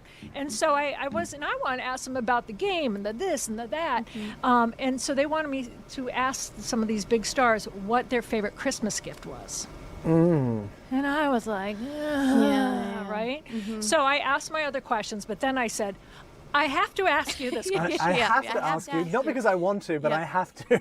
And I asked Robert Parrish, I go, Chief, what was your favorite Christmas gift? And he looked down at me and goes, Don't, my divorce papers. Okay, well there you go. It's hard to beat it's that. hard to beat that. Yeah. Yeah. Yeah, and there's I wonder another how he got answer in the them. NFL that I cannot repeat on live TV, okay. but Okay. it's my favorite NFL quote, and I'll give that to you off In the air. commercial We'll pop break. into pop in when we go to commercial and let me know what that is. Yeah, I'd love that. Dawn, thank you so much for joining Thank us. you, We Dawn. do, and Grace is going to have a sit down, her tell-all sit-down interview with you. A as the- tell-all. Yeah. I'll get it. Oh, yeah. Yeah. Get for after sure. it. Get all the stuff. Crying, I'm gonna be like, Oh yeah. It doesn't take much. It really doesn't take much. like Barbara Walters, slap them all at more. Just gonna be Yeah. I look forward to it. I look Yeah. forward to it. Grace, do you want to send us to break? Yeah, absolutely. More afternoon shift after this.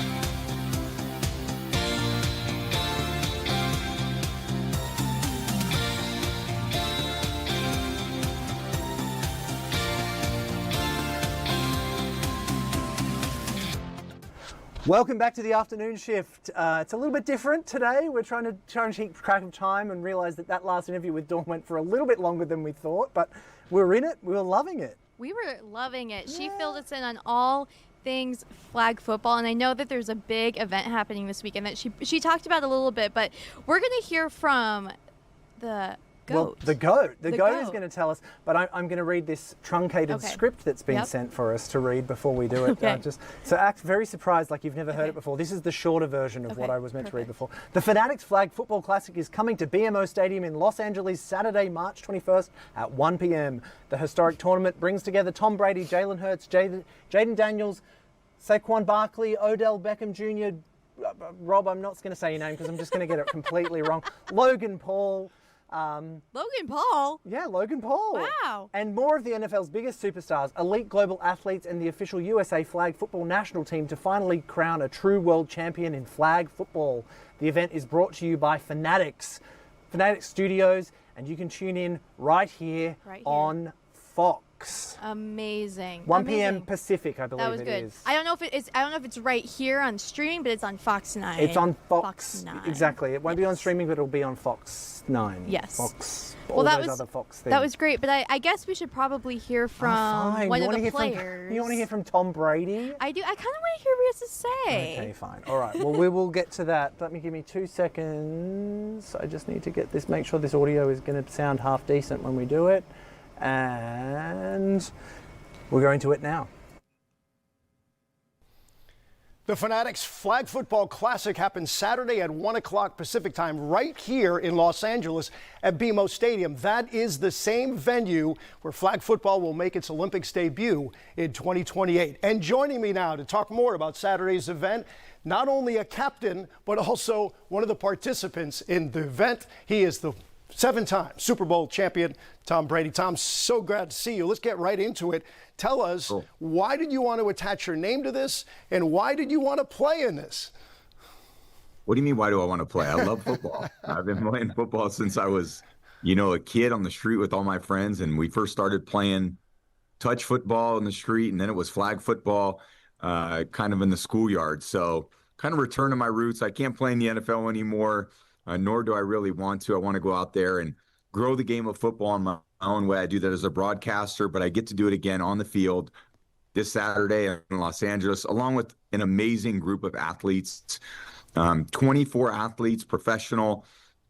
There's another group of the USA flag team has 12 participants. So there's 36 total players, 3 teams, a little round robin tournament, and we'll see who's ready to go because we're getting ready for LA 2028 and to see kind of where the pros stack up against the guys who've been playing this sport for a long time. Yeah, you mentioned the 3 teams that are going to be participating in this, 2 of them filled with NFL superstars, and the list of names is staggering. Saquon Barkley, Alvin Kamara, Joe Burrow, Jalen Hurts, Devontae Adams, Deebo Samuel, Rob Gronkowski. I could go on and on. How on earth did you get so many of these elite athletes to buy into this?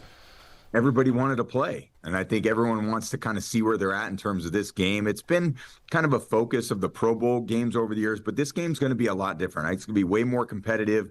Guys really kind of want to feel it out because I think a lot of these guys that are playing in this game want to go for the gold in a couple years.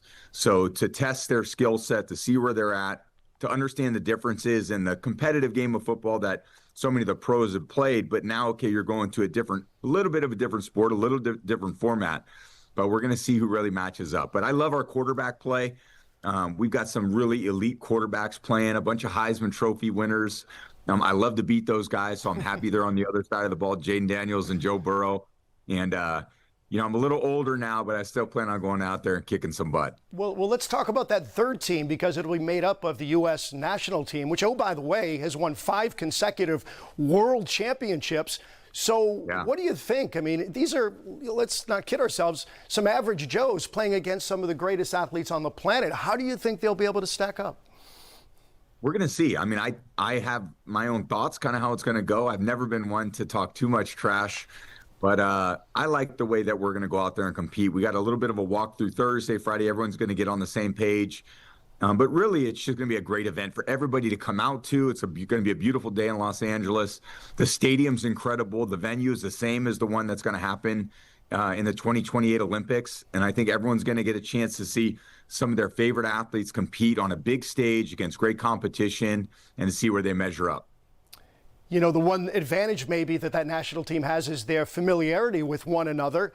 You're putting together a team, you're going to have a practice session, but what about your preparation for this? How have you been preparing? How do you plan to prepare for this game? I got a lot of familiarity with the guys that hopefully I'll be picking on my team. Rob Gronkowski's been a great friend. I got a lot of guys that I played against, played with, that are going to be in the mix. So it's, to me, a little bit like riding a bike. You know, I've done it a long time. There's been over 10,000 hours spent throwing footballs. That'll never go away. The fact that we're not getting hit, I think, plays to my strength. And I can stand in there and make really accurate throws and deliver great footballs to, you know, again, some of the best athletes in the world. You know, Tom, you've won everything you can win on a football field. What about a gold medal? Any thoughts, any temptations to maybe try to represent Team USA in 2028?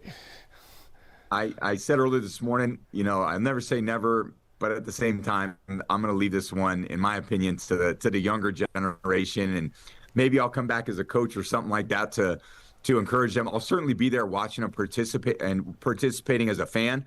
I love the sport of football. I love that we can grow the game. I love that women play. I love that men play. I love that older men play and kids play on the schoolyard. This is a very inclusive game, played all over the country. It's one of the fastest growing sports in America, and you're going to see why this Saturday in Los Angeles. Well, it's a massive event. As you mentioned, it all goes down Saturday, 4 o'clock Eastern, 1 o'clock here in Los Angeles. Folks want to get some tickets. They can do so right now, Ticketmaster.com. Or, of course, Tom, they can also watch it right here on Fox. Thanks so much for sticking around with us. Thanks for being here today. This is going to be a great event on Saturday. Thanks, Kyle. You better believe it. I'm coming to win. You better believe that. One thing about me, I'm coming to win. You heard it here, folks. He is Tom Brady, the GOAT. I'm Kyle Kraska here in Los Angeles. Let's send it back to you. You just heard it out of Tom Brady's mouth that he's going to be playing at the Fanatics Flag Football Classic happening this Saturday on Fox, which is at 1 p.m. Pacific. That So math would be 11 a.m. our time, correct? No, it would be the opposite. It would be going back the other way. It would be Right. 3 p.m. Yeah. Sorry, my bad. 3 p.m. 3 p.m. 3 p.m. our time. Check that out. Couple of interesting things in there. It's going to be played in the same venue as what we're going to be seeing flag football played at the 2028 Olympic Games in LA. So if you've got any questions about how this sport's going to go down at the Olympics, this is the chance to get in there. Tom Brady kind of saying that he's not that interested in a gold medal, or maybe that he wants to leave it to the next generation. So I thought that was interesting. Yep. And the other key takeaway from that I had is he might be interested in coaching, but I have some bad news for him. What? He might be in for some competition. Oh. Because I know someone that coaches a flag football team. And it's our very own Fox 9's Mike Durkin. I don't know if he's the coach or if he's the assistant coach, but he coaches a flag football team, and I think he might be coming for Tom Brady's job. He might be. I mean, Tom Brady, Mike Durkin. Who knows what we would pick. But either way, it's going to be really fun to watch this Saturday and at the Olympics. I mean, like I said, I'm not even a huge basketball fan, but it is really fun watching all the guys. I didn't know where you were going there. I was like, did you not realize this is about football? No. I'm talking, I'm getting there. But I'm just saying it's really fun when I watch basketball in the Olympics to see all the guys from all these different teams come together and play. And I'm sure it'll be the same with football. I mean, I don't know. I mean, all those big names. I only recognize about 4 of them. I know Joe Burrow. I know Saquon Barkley. But it'll be a really exciting. You also recognize Logan Paul. That was. I feel like he's willing to do anything. Someone wants to fight Conor McGregor, Logan Paul will do it. Someone wants to play flag football, Logan Paul will do it. Maybe he could be a guest host for us someday.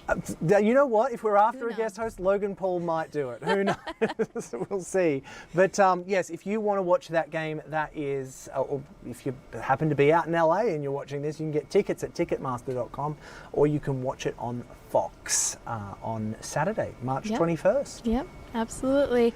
Well, I think after this, we are going to go over some of today's trending stories as of noon today. Caveat. So we had this idea. We're like, headlines. I don't know. Will we do headlines?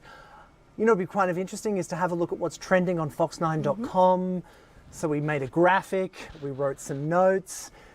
Things have gotten away on us, and we are now an hour and 40 minutes into the show, and we probably should have done them before. But you know what? As of before we came on air, we're going to be bringing you the top stories that are on fox9.com.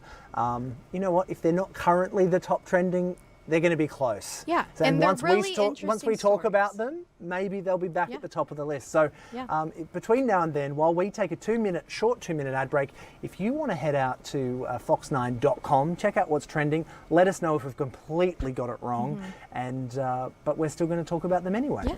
So we'll be right back after this.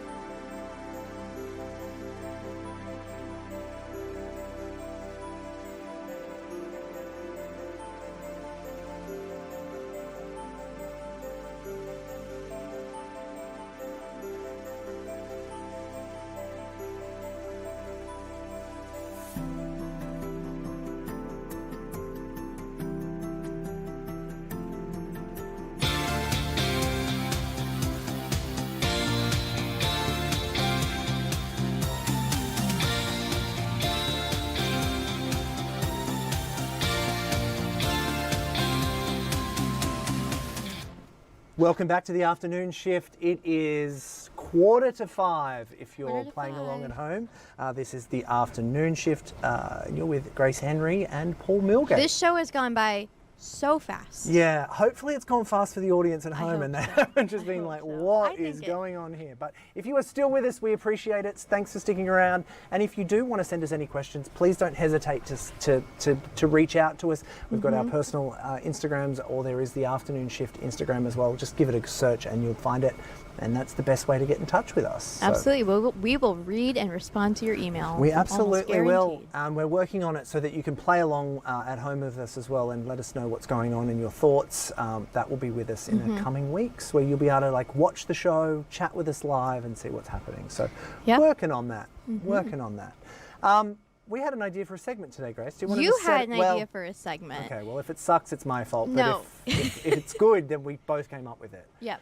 Exactly. Basically, we thought, well, let's just jump on fox9.com and see what's trending. This is what was trending before we came on air. I'm just going to bring up the graphic. There's some interesting things here for us to discuss, and then we'll give you some context of them, and you can head to the website and do a little bit of digging yourself. Yep. Here we have what was the top 5 trending before we got on air.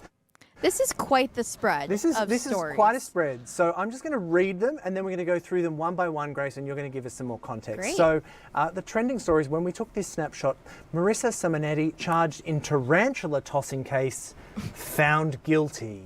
I mean, That is a headline. That is. I mean, yeah.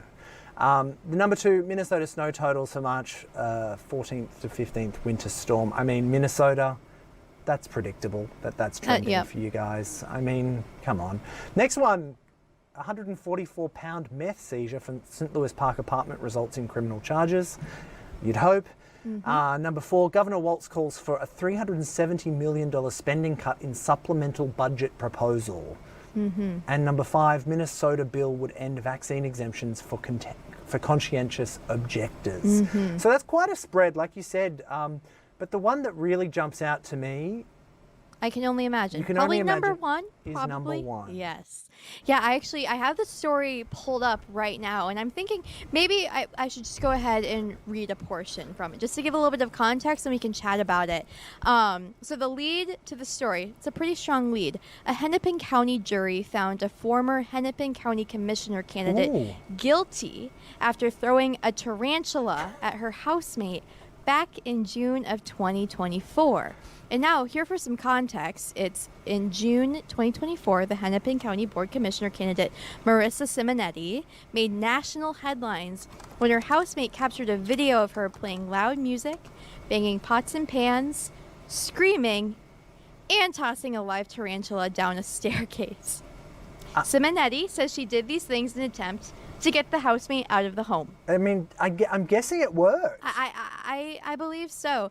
And then after her arrest this summer, Simonetti was charged with 5th-degree assault, disorderly conduct, and harassment. She subsequently lost her Republican endorsement for the Hennepin County seat. I mean, that is also probably makes sense. To When be you- expected. You're around throwing spiders at people, they're probably going to lose your endorsement. Yes, exactly.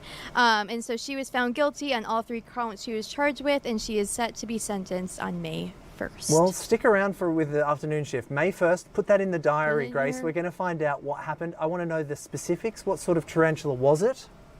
Are there there's different types? Absolutely. It's not like a tarantula. A tarantula is a spider, A right? tarantula is a spider. You get all different sorts here. The one that sticks with me, and I think it's could be wrong, but I think it's called the pink-toed tarantula. They have them at Minnesota Zoo. The Wings and Things. If you head to the Wings and Things show, you will sometimes get to meet one up close and personal. Ugh. You don't want to get bitten by one, but I don't know if the people are holding them in their hands, so I'm guessing they don't bite very frequently. But I just don't know. I mean, I hope the tarantula survived being thrown down the stairs. I was thinking that too. I mean, that poor tarantula didn't deserve it. Did not deserve it. But yeah, that would be. I wouldn't like that. I would not like getting a tarantula thrown at me. I'm honestly not super scared of spiders. I don't know about you. Are you? I can't imagine that you're super scared of spiders. No, I mean, growing up in Australia, you kind of don't have many other options but to be around spiders. There's ones that you kind of go, oh, they're nice spiders. These are not so nice spiders. I don't think I'd want a really big one on my face. No? No, but most spiders, if I can see them at a distance, I'm okay with them. I know that some people are completely scared. I had a flatmate once who a spider she saw on the other side of the room. She was working. We're at university. She was working on a laptop. She saw the spider and she threw her laptop across the room to try and hit the spider. That's how scared she was of it. I mean, that's Did the laptop break? It must have. Oh. Yeah, a very expensive phobia to be scared of spiders. That's tough. That's really, I'm fine with really creepy tough. crawlies. I don't think that they're. At one point, I looked into getting a pet burrowing cockroach. Burrowing cockroach. Is it different than a normal cockroach? Does it spit? No, it's like a burrowing cockroach. It's like they come from Queensland. They're about that big. Paul, you have to be kidding. I just pulled up a picture. I wish I could flip my. I don't think I can. We're not allowed to. We don't have the rights to it. Guys, Search they're it. about this big, right? If They're I'm about not that wrong. big. They're about that big. Still. Oh, Paul, I can't. Like, I feel like it's crawling all over me. That's insane. That's insane. Cockroaches and centipedes/millipedes. Oh, those, millipedes. I can't deal with either of those. Like those. I know Fear Factor's on Fox, and I was debating turning it on the other night, but something in the headlines was about them doing stuff with bugs, and I can't. Eating, having them crawl all over you. Yeah, not I'm nice. completely out on that. Like, I'd much rather snakes. I could probably deal with spiders. I'd even rather have a rat or a mouse just kind of crawling and dealing with that. But cockroaches and cockroaches and millipedes are fine. I would consider having a pet tarantula. I actually do want a pet snake, but I'm thinking maybe, Paul, we move through a couple more of these stories, or should we take a commercial break? We should do that. We should do that. I was trying to be clever. I thought I'd duck away for a bit and be able to show you something. But I know that we teased this earlier in the show, but Senator Erin May Quaid has made it to the Human Services Committee. I just saw her in the back of a shot. If we see her and we randomly flash to that, I apologise, but it's so that you can just see that she is there. She is whipping around that Capitol today. Wow. Yes, but let's move on to our next story, which, again, isn't super surprising that we're here in Minnesota and what took place over the weekend. Right.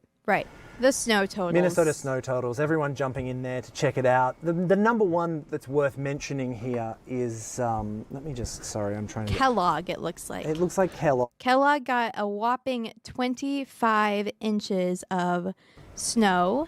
And then Zumbro Falls 20 inches, Lake City 17, and then it drops down there. Yep. And I think I saw and heard from the one and only Keith Marler on the news this morning that the airport got 8.8 inches. So That's all hefty. that flight chaos for 8.8 inches, I would have thought it would have taken more to cause the chaos that it did. Yep. I know Adam was trapped in MCO, or the Orlando airport, for about, at least 15 hours. His flight was at least delayed for 15 hours. At least 15 hours, and he was stuck all in due to the weather. And my dad actually was on a flight today, and he got to the airport 4 hours early to make sure that he made it on the flight with all the TSA, everything going on with the government shutdown, but also the residuals of the lingering effects of the snowstorm over the weekend. And we reached out to the choir that was stuck out in California. They'd flown out there for a competition. I think they did well, actually. I think they took home a prize, but they landed themselves with a hefty bill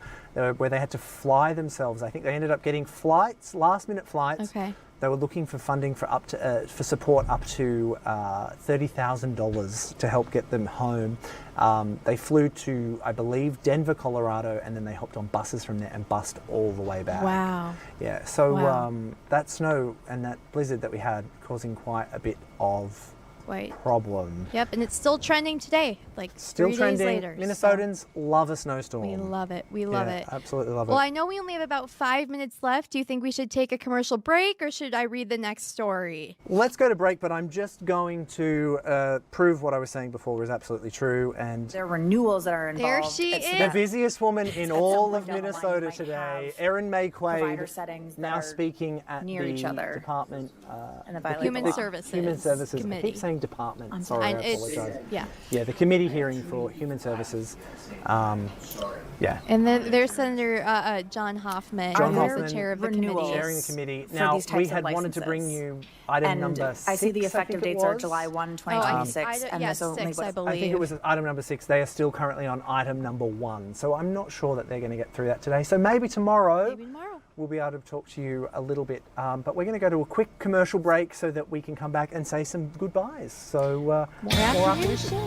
Right after this.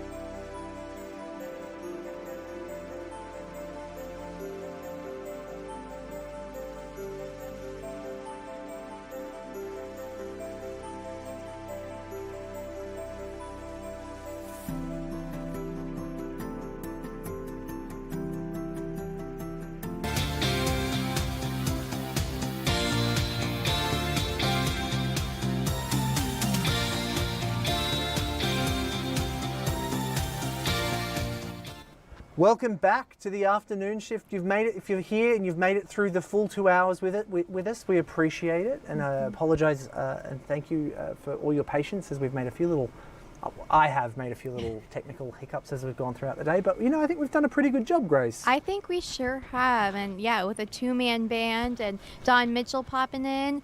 But yeah, I mean, just like today, tomorrow we're going to have another great show. We're hoping to talk to someone about kratom. Anyway, it's something that we didn't know anything about before today, but you know, this graphic thing won't work for me. There we go. Here it comes. There it is. 5 o'clock news starts. Yes, hoping to break down, kind of get a greater understanding of it. This substance that's being discussed. Some people saying it has therapeutic benefits. Some people saying it's just the next opioid crisis. So there's a lot going on there with that. So we want to be able to just break it down and actually inform you about what it is, so that when you hear about it in the news, you know what we're talking about. Yeah, absolutely. And whether it be tomorrow or Friday, we will have someone most likely on to chat and kind of break it down for us, as is, you know, there's a ton of stuff happening in the legislative session right now. So we're trying to keep on top of it all. I really appreciate our chat about Waymo today. Are you going to take a Waymo home? I don't know. I'm still not in on Waymos. I'll have to chat to my mate Andy to see whether I can be convinced otherwise. But, you know, I like my cars with drivers behind the wheel. Maybe I'm just old-fashioned like that. I gotcha. I feel the same way. Well, I know you've got to do some technical things to get us off, so